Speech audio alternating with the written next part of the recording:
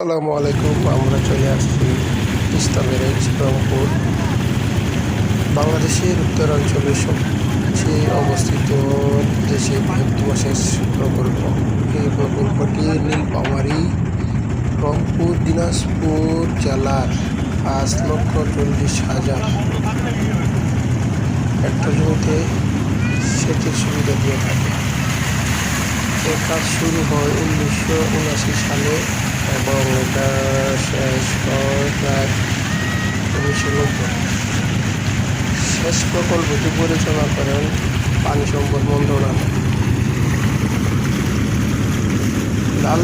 লালমনিরহাট জেলার অন্যতম একটি পর্যটন কেন্দ্র হচ্ছে এই তিস্তা ব্যারেজ।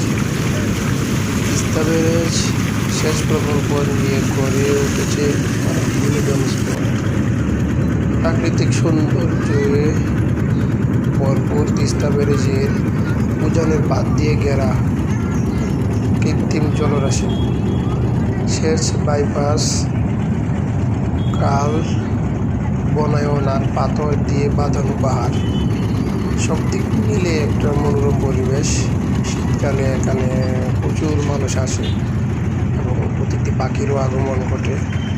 আপনারাও আসবেন, দেখে যাবেন। আমি এসেছিলাম, ভালো। যাক, অনেক সুন্দর একটা প্রকল্প। দেখেন আপনারা, চারদিক দেখেন।